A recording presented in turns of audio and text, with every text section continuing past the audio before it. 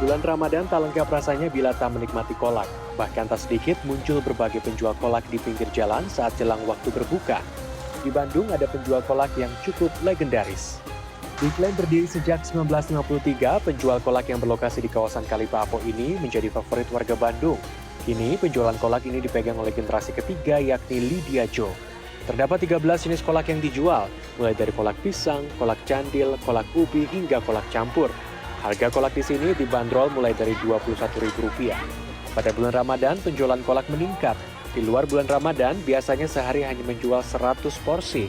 Kini bisa mencapai 250 hingga 300 porsi dalam sehari. Menjaga kualitas adalah kunci eksistensi penjualan kolak. Kami tetap menjaga dari quality makanannya, dari pemilihan bahannya, proses pemasakannya, dan juga penyajiannya. Jadi kita mengkontrol semua untuk kualitinya. Ya masih. Karena Kak, untuk quality control itu titik akhir ya. Kolak lainnya yang sudah eksis sejak lama adalah kolak yang berada di Jalan Macan. Menurut pemiliknya, kolak ini sudah ada sejak 1974. Kolak di sini dibuat dan dipasarkan langsung oleh generasi keduanya yakni Wawa, seorang ibu yang sudah berusia 72 tahun.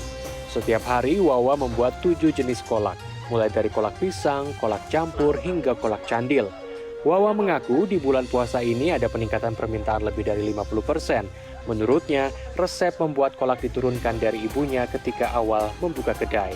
Kan tahunya dulu kan yang banyak yang jualan kan, yang pembeli itu dari anak-anak BPI. Nah, dari masih kecil sampai nggak tahunya sekarang udah menikah, udah punya anak, malah udah punya cucu. Masih ya. Meski memiliki varian yang hampir sama, tentu saja kolak keduanya memiliki keunikan masing-masing. Dan nyatanya, kedua kedai kolak ini sudah memiliki pelanggan setianya masing-masing. Bukan hanya rasa ya, tetapi juga ini kan udah legend ya. Dari zaman saya kecil, dari almarhumah dulu masih ada, sampai sekarang saya juga berkeluarga. Ini emang kolak pilihan andalannya orang Bandung sih. Karena udah dari dulu sih, kalau tiap bulan puasa pasti kesini.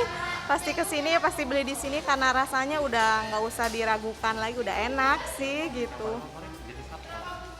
Yang paling suka sih candil, terus yang ijo itu apa nggak tahu namanya, ada ya emang hampir enak sih semuanya. Ahli gastronomi Universitas Pendidikan Indonesia Bandung menyebut, kolak mulai muncul di Indonesia pada 1679 di Keraton Kanoman Cirebon dan mulai eksis ke wilayah Bandung sekitar 50 tahun lalu. Awalnya, kolak hanya terdiri dari 5 jenis, namun kini ada lebih dari 10 jenis kolak. Ini merupakan bentuk akulturasi.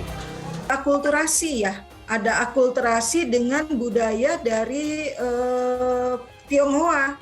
Bisa dilihat bahwa di situ ada bubur pacar gitu ya. Bubur pacar itu kan memang tradisi dari Tionghoa. Jadi kemudian kacang hijau ya. Jadi memang ya itu kota Bandung melting pot. Jadi kalaupun asalnya tidak mencampur dengan aneka bubur, itu merupakan akulturasi dari budaya Tionghoa. Dewi menambahkan, kolak kini sudah menjadi ikon kuliner tradisional Indonesia. Hal itu ditetapkan oleh Kementerian Pariwisata dan Ekonomi Kreatif pada 2012 lalu. Kiki Aryadi, Sidki Irfan, Bandung, Jawa Barat.